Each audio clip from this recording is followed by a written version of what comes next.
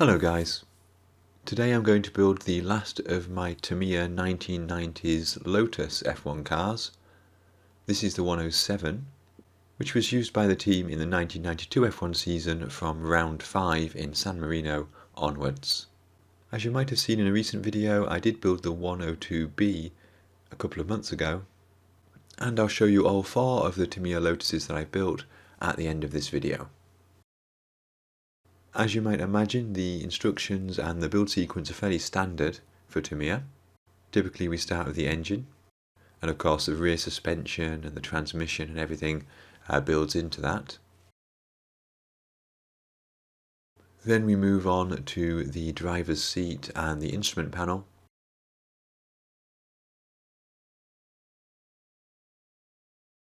The cockpit. Adding some front suspension elements to the cockpit.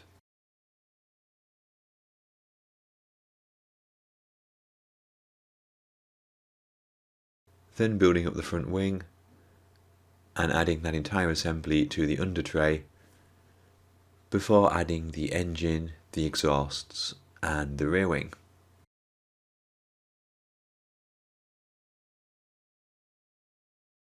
Now, having built a number of Tamiya F1 cars, I don't tend to follow this sequence strictly. I tend to use it as more of a general guide. One thing I did like about this kit is that the cockpit comes in 2 halves. Now that might seem a bit annoying at first because it means you do have a seam line at the front and the back. However, what it also means is I can get the cockpit together, sanded, primed, and even get the livery on there before I have to put any of the front suspension elements in place. And that's really helpful. On some of these other kits we have a piece at the bottom of the car which attaches to the cockpit, and that makes painting much harder because you've got to put the suspension arms in place before you can complete the cockpit.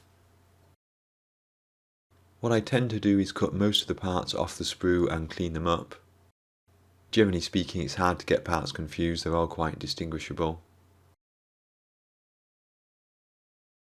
I build up any sub-assemblies that I can. For example, here we've got the bottom of the cockpit, the seat will go in here, and we've got the D-shaped frame for the steering wheel and the instrument panel. They can go together now, they're all going to be painted the same colour. Equally, these front wing elements can go together now. And here are all the elements that I could take off the sprue, clean up, and either build as sub-assemblies or just paint them directly as individual pieces.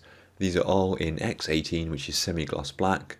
A couple of these, particularly related to the suspension and the engine, will need some detail painting, but semi-gloss black is a good base colour for all of these parts. Here I've given a coat of Tamiya white primer to the bodywork, and you can see that's revealed a couple of seam lines there, so they will need sanding back. Here's that detail painting on the engine. This is Vallejo metal colour aluminium. It's lovely to brush paint, it's lovely to airbrush too, but it was easier to brush paint this because of all the masking which would be required otherwise. So for 1992, Lotus retained their 1991 driver Mika Hakkinen, who of course would be future world champion, and British driver Johnny Herbert, who was one of 3 drivers to have driven the second car in 1991, was given the full-time drive for 92. This Lotus 107 was a decent car when it finished races, but reliability was a huge problem. Of the 11 races which Hakkinen entered, he only finished 6 times, but he scored points in 5 out of 6 of those races. And when you consider that the points were only awarded for the top 6 finishers back in those days, that's a pretty respectable result.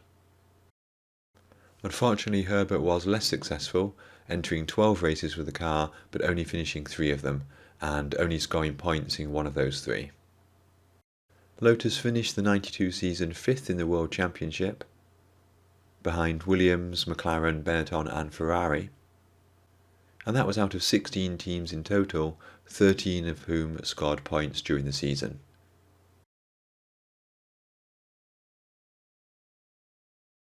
Now, painting this kit was a bit of a challenge. not particularly helped by the black and white images that the taboo decals give me. Of course the kit decals were long past their best, so I couldn't use those. Now this car has 5 colours on it essentially. It has black, which is fine, semi-gloss black, no issues there. It has yellow in 2 different shades, and it has green in 2 different shades. The decals do make things a bit easier because the darker shade of yellow and the darker shade of green are both given as decals. So for example, if we look at this image here, I only need to paint the light yellow colour and the light green. But of course the challenge there is getting the border of those 2 colours lining up where the decals will change colour to, if you see what I mean. I gave all of the bodywork a base colour of yellow. With hindsight, it's a bit too yellow. It's not really as light as that reference image. It looks even darker here on the video. Then my plan was to lay down the lighter green colour, and I used Tamiya Park green for that. To help me get things aligned, I put the decals inside a clear plastic bag, put some Tamiya masking sheet over the top, and tried to trace the decals. And here what I'm looking for is just the point where the yellow meets the green. If I cut that out and lay it on, hopefully that should mask off all of the yellow for me, both shades, and just provide me with an area where the green should go. Later I also used the kit decals as a template to guide my masking too, since they're not much use for anything else. So there is the kit decal for the lower part of the side pod, just held into place with some tape while I mask along its edge. Then I can remove the kit decal and simply paint where it was.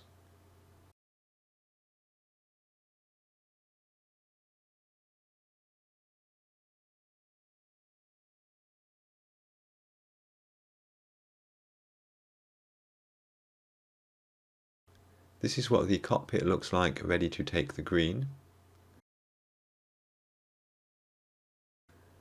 And here we are with the green applied. It's certainly a nice smooth glossy finish from the Tamiya paint.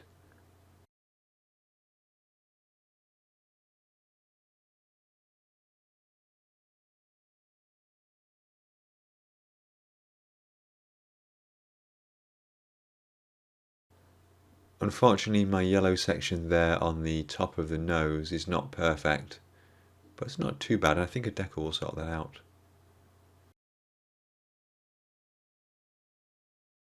As you can see, when I put the cowling and the cockpit together, the lineup is not perfect, but it's not too bad. And it's actually a lot better on the other side.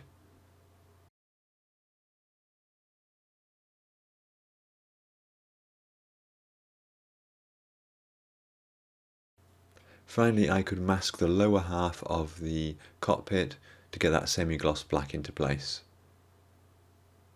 We do get a decal for that, but it seems to me it should be easy enough to paint.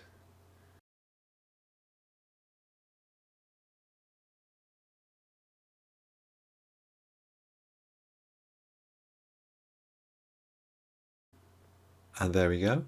There's our kit with the 3 basic colours down.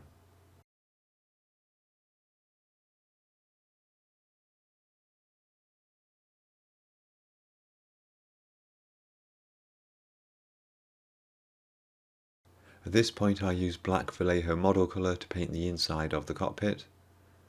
I know it should be semi-gloss, and I know that it would be better if I airbrushed it, but there'd be so much masking to do, and I'd be scared of getting some kind of overspray somewhere and ruining my paint job, that I went with a brush technique.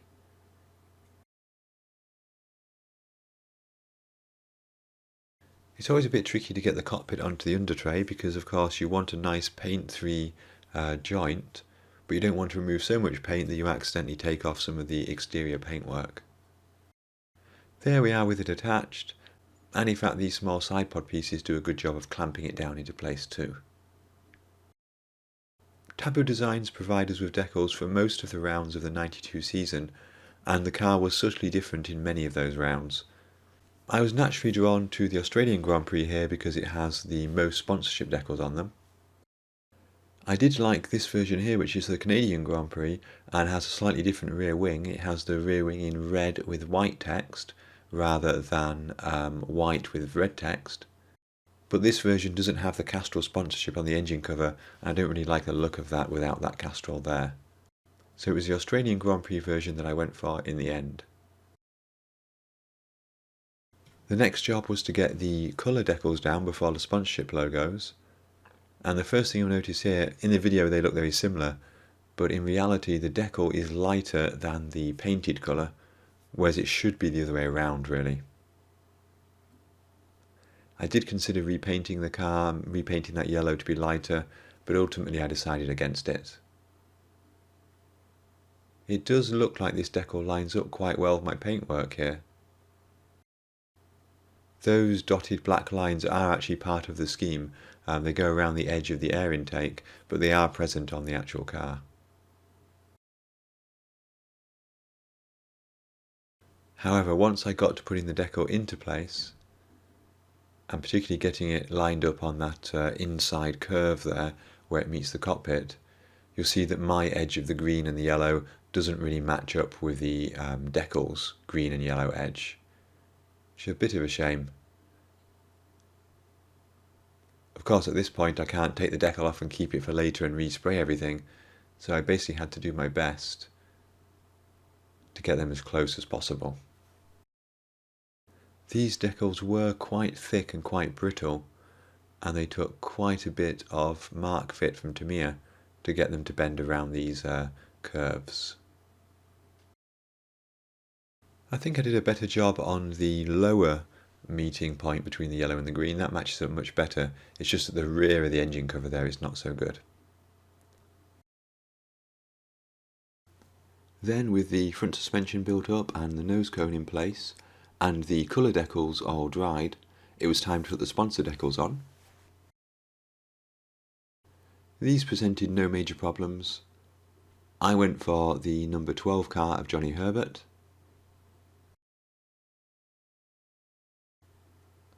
I did realise that I'd made a small mess up here on the nose though. I must have looked at another race's paint scheme, but for Australia we've actually got 2 circles of yellow towards the cockpit, and right at the end of the nose we have a yellow stripe. It's too late to fix the one near the cockpit for me because I've already put that decal into place, but it should be relatively easy to mask off and put a yellow stripe on the nose cone.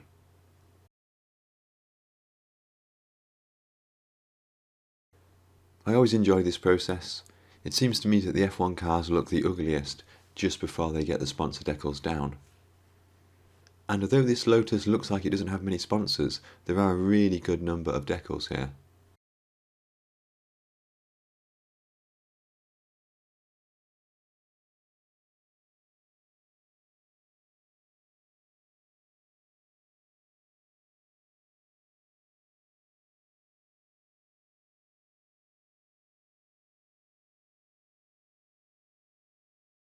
This Castrol decal goes across the cockpit section and the engine cover.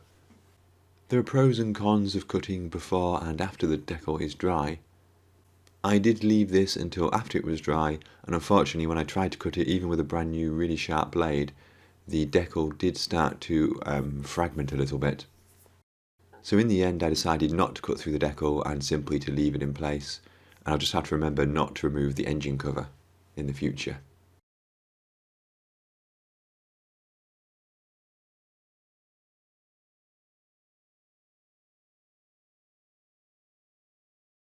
These yellow lines on the inside of the wheels are always an interesting thing to put down.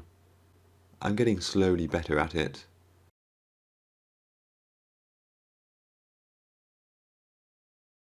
At this point virtually everything is down. Just the extinguisher switch for the marshals.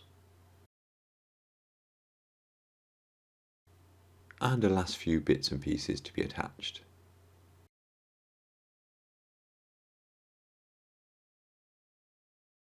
I find the best way to deal with the seam in the Tamiya tyres is to put the wheel in place and then simply rub it with maybe a 240 or even a 120 grit piece of sandpaper.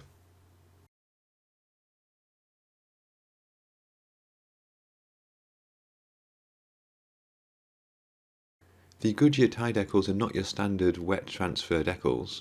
I don't know what you call this type, to be honest, but I find they don't seem to age as badly as the other decals. So by peeling the back off, applying them in the correct location, and then rubbing them with a damp cotton bud, I find they generally go down really well.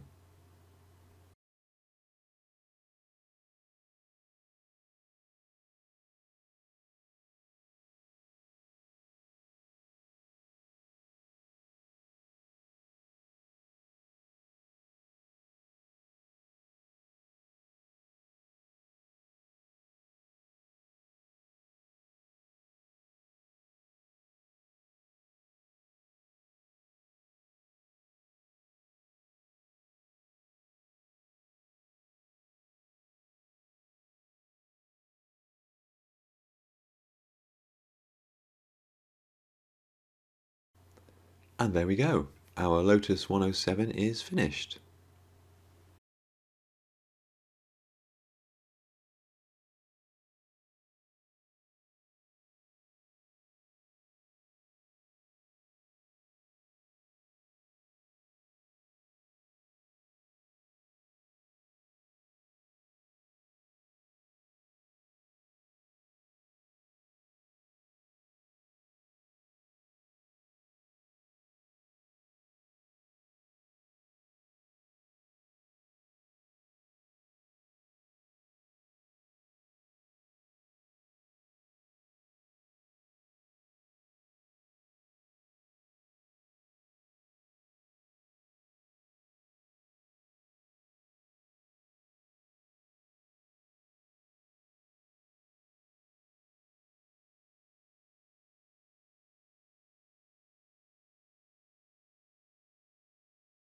And there we go guys, that was my build of the Tamiya 1/20th scale Lotus 107, with some bonus shots there at the end of the other Lotus cars in that range. So that's the 102B, the 102D, the 107 and the 107B.